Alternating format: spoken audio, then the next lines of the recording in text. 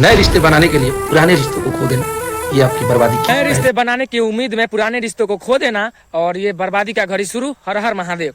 हर हाल महादेव। अखिलेश कश्यप जी के ई बयान रहता अपना फेसबुक पेज के माध्यम से एगो फोटो पोस्ट करता नहीं जौन की ई रहल आ ऊपर ई लिखल रहता कि बर्बादी के घड़ी शुरू बा, नया रिश्ता बनावलिया, तो ऐसे कुछ करके बा यहाँ पे रहुआ पढ़ सकता नहीं। हम बता दें कि बहुत ज्यादा भोजपुरी इंडस्ट्री में विवाद चलेला। आ ये लिखला के वजह का बा आ जौन शुरू में रहुआ वीडियो देखनी है बोलला के वजह का बा, आई ए वीडियो में जानल जाओ। सबसे पहले हम बता दें अखिलेश कश्यप के अगर छोटा छोटा बच्चा भी जानत हो कि अखिलेश कश्यप खेसारी लाल यादव के बहुत फेमस मशहूर राइटर हैं, जौन की सबसे करीबी खेसारी लाल यादव के मतलब मानी कि बाया हाथ हैं। खेसारी लाल यादव के बिना अखिलेश कश्यप जी नहीं रह सकत, अखिलेश कश्यप के बिना खेसारी लाल यादव नहीं रख सकत। हम बता दी कि इतना कुछ भैला के बाद, इतना प्यार भैला के बाद रउआ हाल फिलहाल में सोच समझ सकतानी कि अखिलेश बाबा के घरे उनकर बहन के शादी रलक उनमें खेसारी लाल यादव ठीके गए रहे आ सब कुछ मामला ठीके चलत हटे। आखिर ऐसा का हो गई हटे कि अखिलेश कश्यप का फेसबुक पेज पर अपना ई पोस्ट करे के रलक हटे कि बर्बादी के घर शुरू बा, हर हर महादेव।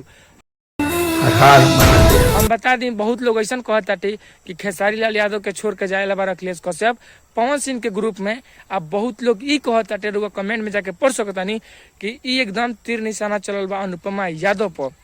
बहुत लोग तो ही कहताटे कि चीज गइल बा समय पर रेल पर कि आके गइलिए से, लेकिन हम लोग के बात ना जरूर करम काहे से कि जे लिखले बाटे ओकरे से कुछ बातचीत कइल जाई और ओकरे से कुछ समझल जाई। लेकिन ए वीडियो में तो नहीं बातचीत कर सकत, लेकिन हम अखिलेश बाबा से जरूर बातचीत करम कि ऐसा का मैटर बा कि रउआ ई पोस्ट करे के पड़ गइल हटे। हम रउआ सभे के बता दी भोजपुरी इंडस्ट्री में हर रोज एक ना एक जरूर विवाद होला। आजकल विवाद ही चलता अखिलेश कश्यप पर कि अखिलेश कश्यप छोड़े वाला बारे खेसारी लाल यादव के। लेकिन हम बता दी कि ऐसा कौनो बात नहीं के अखिलेश कश्यप के ई चीज लिखला से ई चीज देखैला से कबो ई मतलब प्यार के रिश्ता बंधन कबो नहीं के छूट सकत, जौन की अखिलेश कश्यप और खेसारी लाल यादव के बाटे। रउआ सोचत होकम कि राजीव शर्मा जैसन अखिलेश कश्यप भी छोड़ के चलिए खेसारी लाल यादव के, तो ऐसा बिल्कुल कोनो बात नहीं के भैया।